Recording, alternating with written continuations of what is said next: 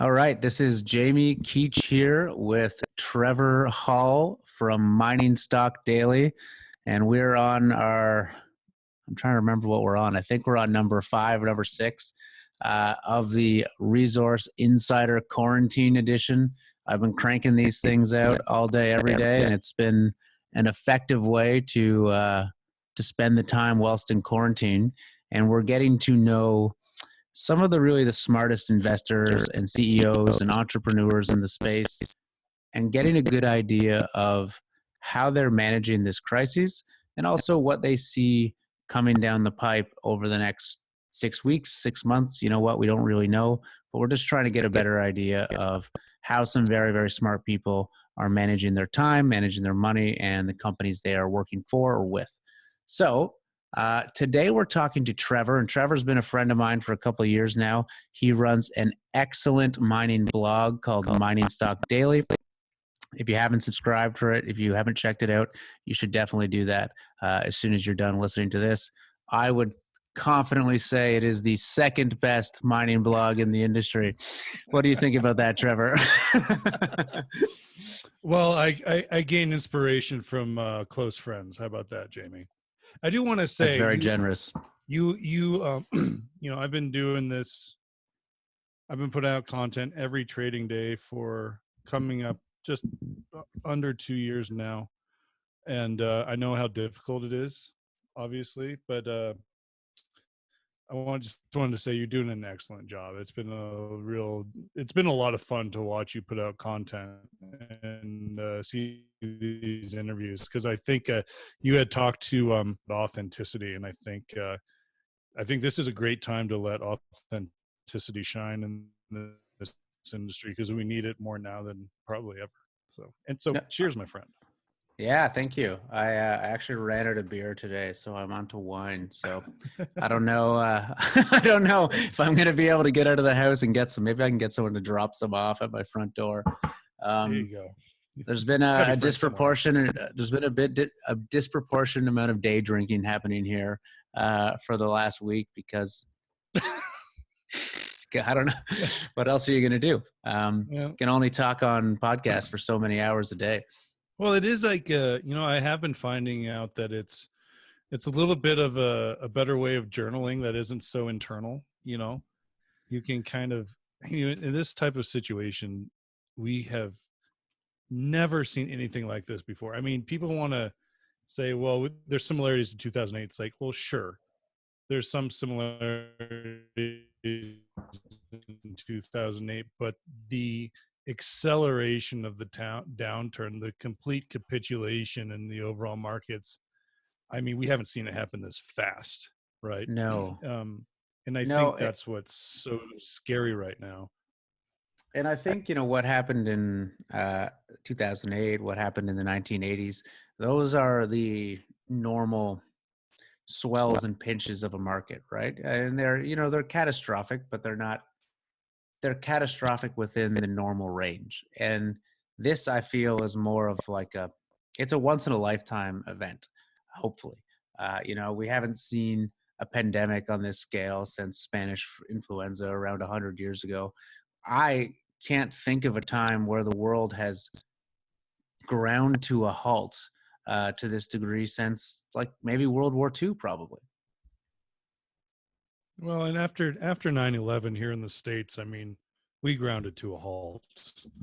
Like, I remember that. I mean, it was a good week before things pretended like they were getting back to normal, right? Yeah. But that was just the US. And that's the difference, right? Like, so, I mean, I remember that time, because it was like everybody had this really uneasy feeling walking around. You didn't know what you could or should do.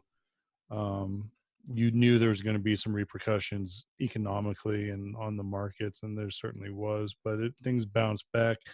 I mean, and I think it's, we will bounce back out of this. So things are going to be fine. We just, it's a little troubling, that I think what I'm seeing, and maybe I don't know, maybe I've got too big of a heart, but we're talking about economic bailouts already.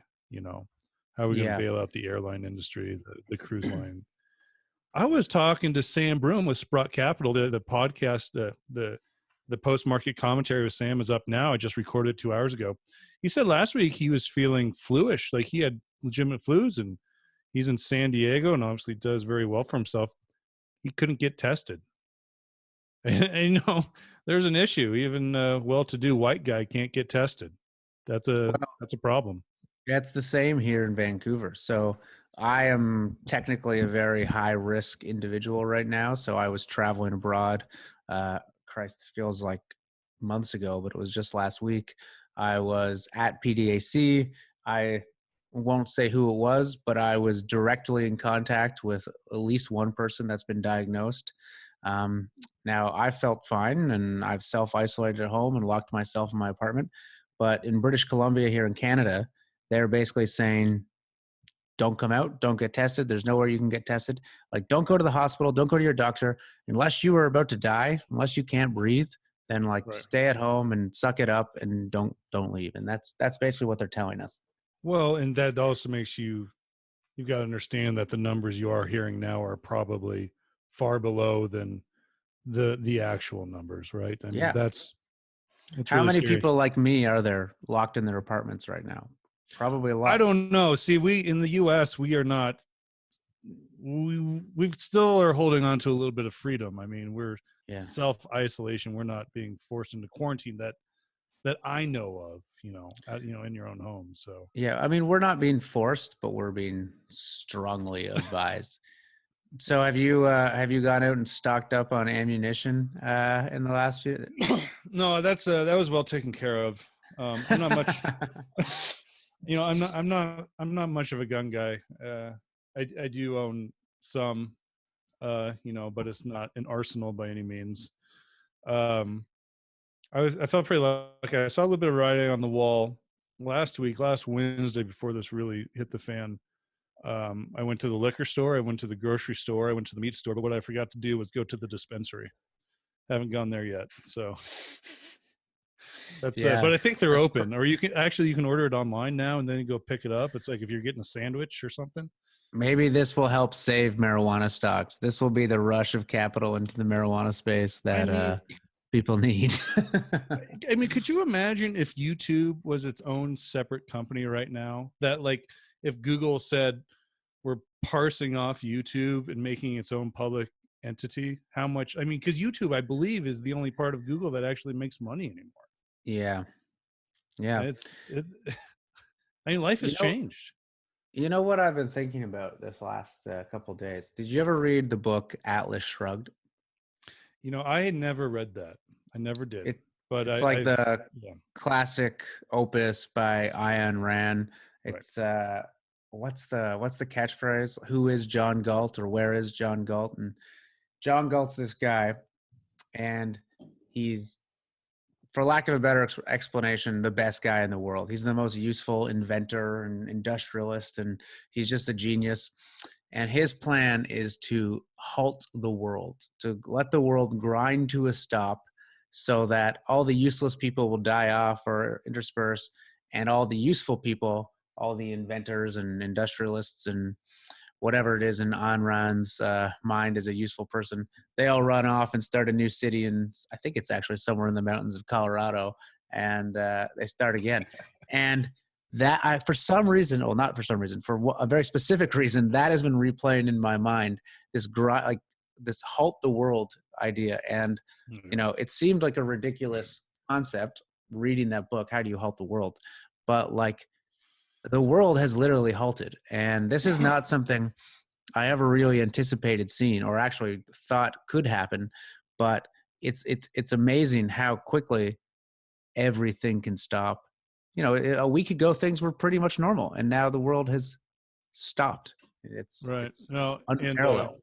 I know there's probably a lot of people watching this and maybe listen to the show cringing that I haven't read that book, and I wouldn't blame them. But my buddy Dave Kranzler over at Investment Research Dynamics, who co-produces the show with me, he's said the same thing to me in the last couple of weeks. Just the similarities with Atlas Shrugged and what's kind of happening now, and what potentially could be. I hope it doesn't come to that. A lot of people are fearful of martial law, National Guard here in the States walking the streets and making sure everybody's staying put and not doing anything that's not deemed completely necessary. Yeah. My wife actually just got back from the grocery store. I was able to get some things, and she said there, shelves were pretty much empty, but she was able to get basically what she needed. But there was help wanted signs. The grocery stores don't have enough people stocking shelves. Oh yeah. Yeah. Yeah. Yeah. Well, So that's a good thing because I think there's going to be a lot of people without jobs, unfortunately, over yeah, the next couple months at least. Um, friends of mine, colleagues of mine, or I guess family of colleagues of mine who work in the film industry, which is very big here in Vancouver, and it's shut down. They've all been fired. They've all been laid off until further notice. yeah. I came from the film industry. I know. I understand. So there's two bad parts about this. There's going to be a lot of people that have been laid off, and there's not going to be a lot of new good shows on Netflix anytime soon, unfortunately. And there's never been a time when we need Netflix more than right now, I think. Yeah, but you got there's so many streaming services now. Amazon Prime's got good stuff. So, but Yeah.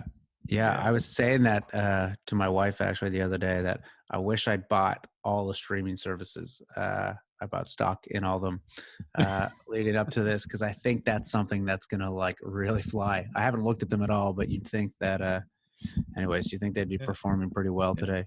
So let me ask you this, Jamie, and I don't want to hijack your show, but I've got a question for you because you've been talking to a number of people through this dilemma that we have. All right. And what I've found, here's my observation. What I have found is when it comes to strategies right now, seems like everybody has a little bit different of an approach. I mean, I've known people that are like continue to nibble on the down dip in junior mining stocks and producers. And I also know people that sold everything they had and went strictly to cash and they're waiting for a bottom. And so I'm seeing this shift. And part of me thinks that's how scary it is because nobody has the best answer. Maybe cash is the best answer. The other part of me is the contrarian in me means like, well, if people are going all in cash and those are supposed to be some of the brightest minds in the sector right now, maybe this is the bottom. I'm leaving that to you to ponder. is there a question there? Okay. Yeah. I mean, what do you think? I'll tell you what I'm doing. And I guess that's probably my best answer is what I'm doing. I'm just doing the math in my head now. I'm probably somewhere between 35 to 45% in cash. I'm very lucky for a Canadian because I get paid in US dollars. So most of my money is in US dollars, which is turned out to be a very good thing for Canadians because I think it's $1.40 now, $1.45. You've got that US premium. Yeah. So I've got almost 45% more, or not 45%. Yeah. I almost have 45% more money right off the bat on that. So that's quite nice. I haven't sold much in terms of stock, except for what I would say are duds. Things that I'd held for a while. They'd already gone down significantly. Most of them had lost probably say 2/3 of their value. And I was kind of holding on to them in the hopes that like, something good happens. Maybe it'll come back. It didn't even feel worth selling. But this all happened. They all dropped slightly more, which at this point was almost negligible. So I sold them. And then I took that money and I put it into what I would call safer gold companies. So I put them primarily into streaming and royalty companies. And the reason for that is, and I've probably talked about this a lot over the last couple of days, I like streaming and royalty companies because they are far more resilient to disruption risk. So when you have a mine, either an operating or development mine, there are so many costs associated with keeping the wheels on that thing, even if it's in care and maintenance, right? You've got large staffs, you've got supply chains you have to maintain, and shipments, and people flying all over the world, and maybe capital costs coming up, maybe that you have a lot of debt, et cetera, et cetera, et cetera. They're expensive operations to run. And if these things are not producing, that cost adds up very, very quickly. A streaming or royalty company doesn't have that. So yes, they have, a stream can be cut off. It can go from, a producing stream that's paying them X dollars a month or a year to zero, but they don't have the capital costs or the operating costs associated with maintaining those operations. Mm-hmm. I look at a company like Sandstorm, which is a big holding for me. I know that team very well. They've probably got, I don't know, half or a dozen people or so working there, but they could fire every single person there and keep one accountant on staff and still make just as much money. Yeah. So that's your favorite royalty play right now? That is my personal biggest royalty play, and I've continued to buy it because I watched my stock. Sorry, I'm looking at my phone right now just to look at it. It got cut from I think it was like 1050 down to as low as like 460 the other day. Mm-hmm. Cut in half, and nothing changed. Gold. They were making money at like $1,400 gold, probably less than that. And they're definitely making a lot of money at $1,500 gold. They've got new royalties that are going to be coming online soon. They've got little to no debt. I don't know the numbers on that. They used to have no debt. They might have taken out a line of credit, so don't quote me on that one. But the point is, they're a cash flowing company with next to no overheads, and their share price got cut in half.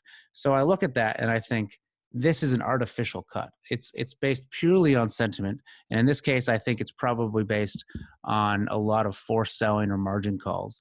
And, this is speculation, take it with a grain of salt. But I don't see, based on what I imagine is coming down the pipeline, that is not a $15 stock in the next year. Sure. We'll see if I'm right. But that's, in my mind, as sure a thing as you're going to ever get in the mining industry. So that's what I did. So that's what I've been doing. But you know what? I'm still holding at least a third, probably more like 40% of my total net worth in cash, mostly American dollars. And I'm waiting. And I think I'm willing to miss the bottom and catch the upswing personally, as opposed to try to get in now and see things cut in half one more time. I don't expect that to happen, but fuck man, I don't know. Maybe. We don't know. We don't know what's going to happen.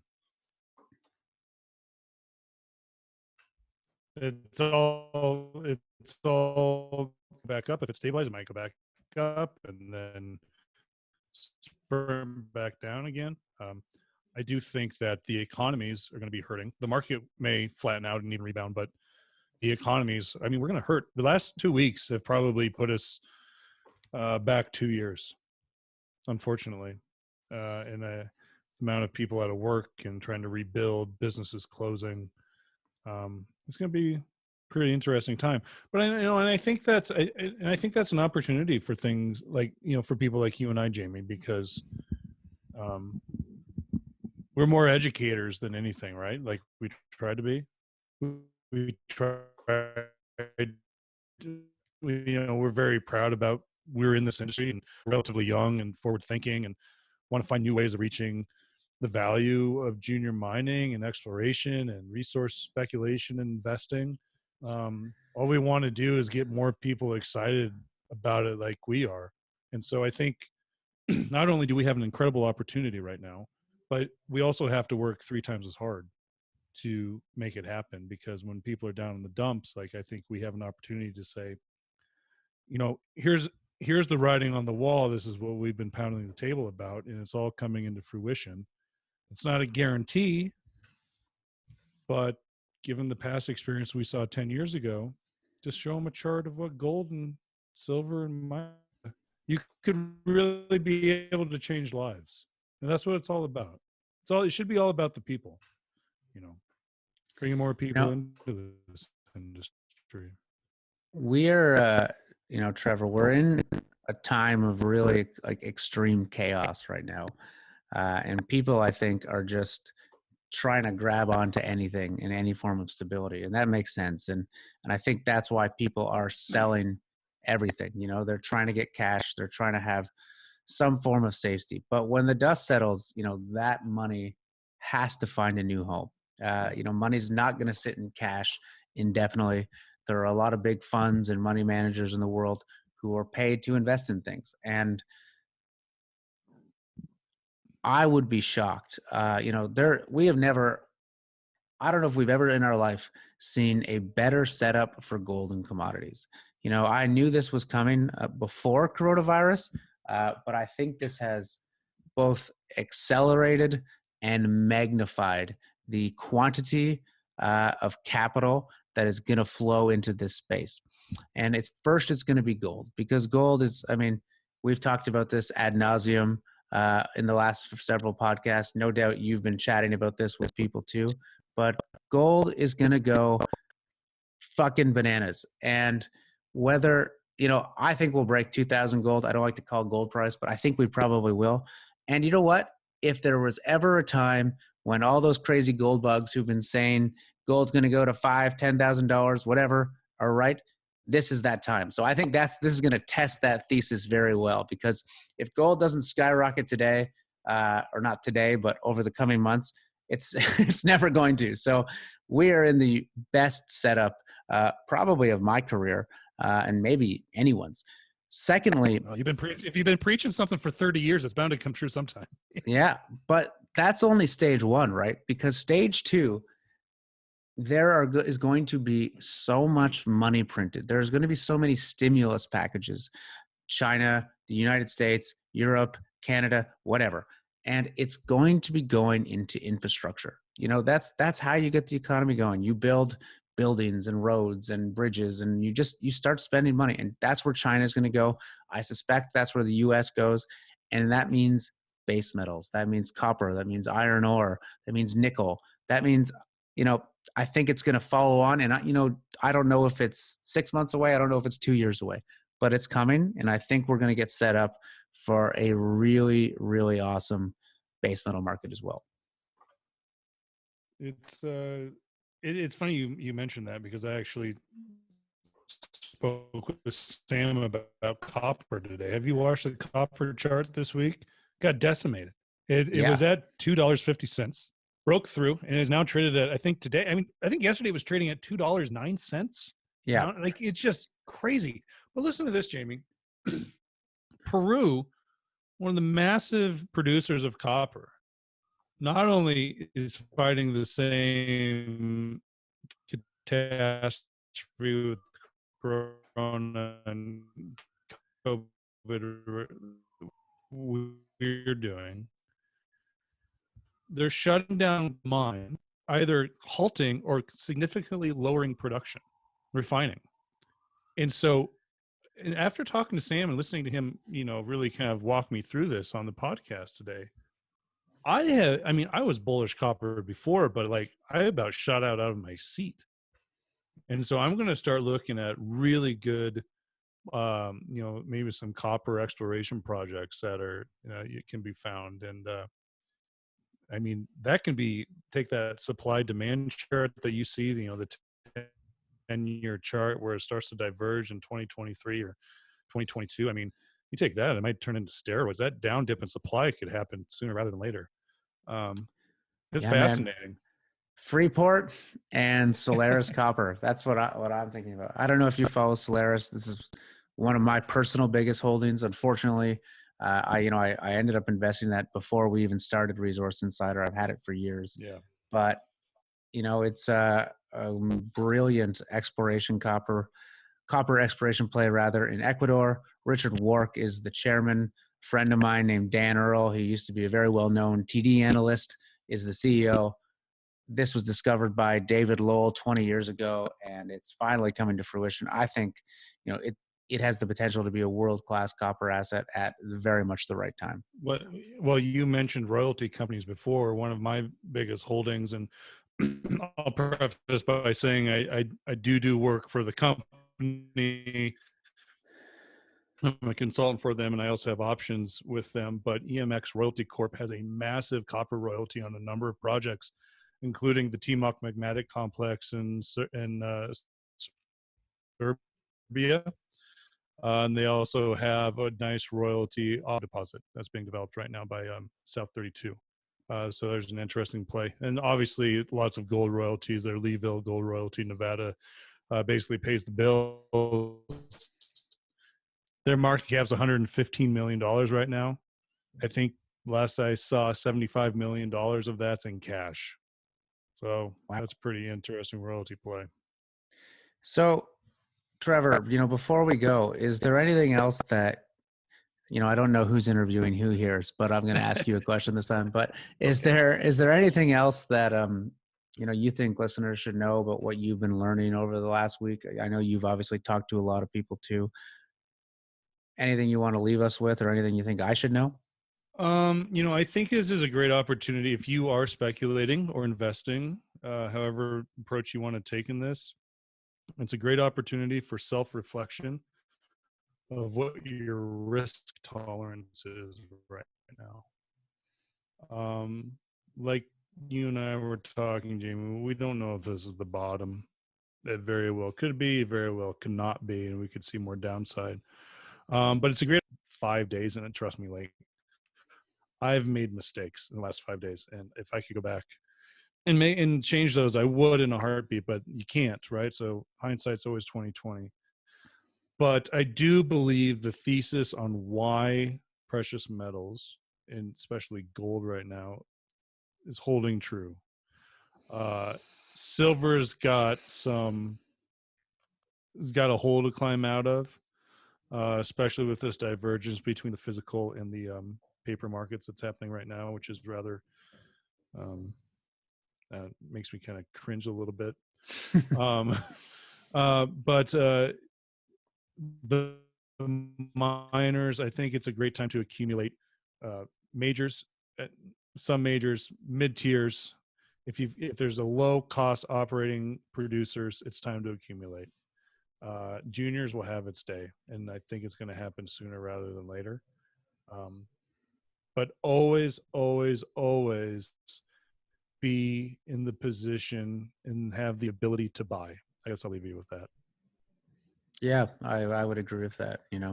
We say this a lot. We talk about this a lot to our members. Don't invest in any mining company, something you can't afford to lose. And I think that is particularly true now. Even though I'm pretty bullish over what happens over the next 6 months, there could be a lot of pain in between now and then. And I would caution anyone to keep that in mind when you're spending money. Don't put the kids' college tuition into a into a junior gold stock by any means. Yeah, don't do that. If I have learned anything, it's really difficult to work full time and also have your children at home at the same time. That's a lifelong lesson. All right, Trevor. Any questions for me before we take off? I'm not sure if we're on your podcast or mine, but it's called collaboration. This is what collaboration looks like. Fair enough. No, man, you're doing an awesome job. I hope you nothing goes wrong, and you can't go outside at all? I mean, I don't know. Technically, no. Sometimes I get a walk around the block, and at nighttime when I know no one's around, but during the days on the street, I keep pretty much locked away. I mean, with that CrossFit outfit, it looks like you just hammered out 50 pull-ups or something like that. My wardrobe has been disintegrating over the week. I think by the next week, my podcasts are going to be done purely in a bathrobe. So stay tuned, everyone. If you get out of this quarantine and you're not 160 pounds with only 10% body fat, then if you're all jacked and stuff, you didn't work hard enough. I think you should prepare to be disappointed on that one, unfortunately. Thanks, Jamie. I appreciate it, man. Appreciate you. All right. You as well, Trevor. And thank you very much for taking the time. And for everyone listening, check out Mining Stock Daily. Definitely the second best podcast in the mining space, but a very close second, I must say. All right. Thanks a lot, Trevor. Thank you.